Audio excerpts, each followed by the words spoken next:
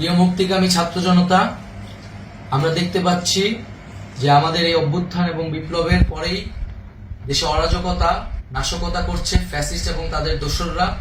আমরা দেখতে পাচ্ছি যে বিভিন্ন জায়গায় এখন গোলাগুলি চলছে, মন্দিরে হামলা হচ্ছে এবং নাশকতা ও লুটপাট করছে।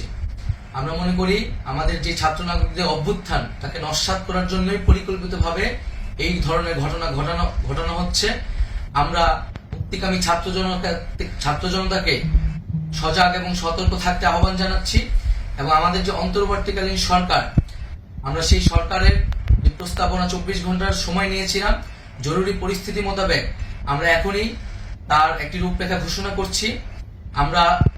আমরা সিদ্ধান্ত নিয়েছি যে সর্বজন গ্রহণযোগ্য আন্তর্জাতিক খ্যাতিসম্পন্ন নোবেল পুরস্কার বিজয়ী ডক্টর মোহাম্মদ ইউনূসকে প্রধান উপদেষ্টা করে অন্তর্বর্তীকালীন সরকার গঠন করা হবে এবং ডক্টর মোহাম্মদ ইউনূসের সাথেও আমাদের কথা হয়েছে।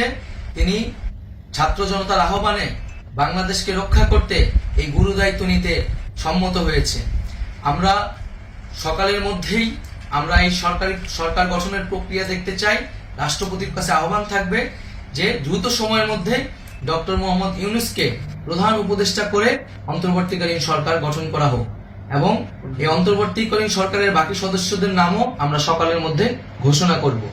প্রিয় বন্ধুগণ, দেশে যে অরাজকতা চলছে, মানুষের জীবনের নিরাপত্তাহীনতা চলছে, সেজন্য আমরা রাষ্ট্রপতির কাছে আহ্বান জানাচ্ছি দেশে আইন শৃঙ্খলা পরিবেশ ফিরিয়ে আনার জন্য দ্রুত সময়ের মধ্যে কার্যকর ব্যবস্থা নিতে হবে এবং আইন শৃঙ্খলা বাহিনীকে সহযোগিতা করার জন্য মুক্তিকামী ছাত্র জনতাও রাজপথে থাকবে এবং অন্তর্বর্তীকালীন সরকার গঠন না হওয়া পর্যন্ত মুক্তিকামী ছাত্র জনতাকে রাজপথে থেকে তাদের যে অভ্যুত্থান, সেই অভ্যুত্থানকে রক্ষা করতে হবে। প্রিয় বন্ধুগণ, আমরা রক্ত দিয়েছি, শহীদ হয়েছি। আমাদের যে প্রতিশ্রুতি একটি নতুন বাংলাদেশ গঠন করার জন্য, সেটিকে আমাদের অবশ্যই বাস্তবায়ন করতে হবে এবং অবশ্যই ছাত্র জনতার প্রস্তাবিত সরকার বাদে কোনো ধরনের সরকার কিন্তু মেনে নেওয়া হবে না। আমরা বলেছি কোনো ধরনের সেনা শাসিত সরকার অথবা সেনা সমর্থিত সরকার অথবা এই ফ্যাসিস্টদের দোসরদের কোনো বিটিম সরকার কিন্তু আমরা মেনে নিব না। কোনো গণবিরোধী সরকারকে মেনে নেওয়া হবে না।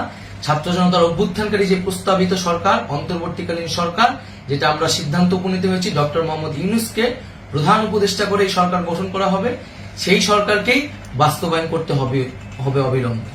আগামীকাল সকাল থেকে সকলকে আহ্বান জানাচ্ছি রাজপথে থাকার জন্য এবং আমাদের যে সাম্প্রদায়িক সম্প্রীতি এবং রাষ্ট্রীয় সম্পদ রক্ষা কমিটির ঘোষণা হয়েছে বৈষম্যবিরোধী ছাত্র আন্দোলনের নেতৃত্বে, সকল পাড়ায় পাড়ায় এলাকায় এলাকায় সেই কমিটি পাহারায় থাকবে। আমাদের সংখ্যালঘু কমিউনিটিকে আমাদের রক্ষা করতে হবে, রাষ্ট্রীয় সম্পদ এবং এই দেশকে রক্ষা করতে হবে আমাদের।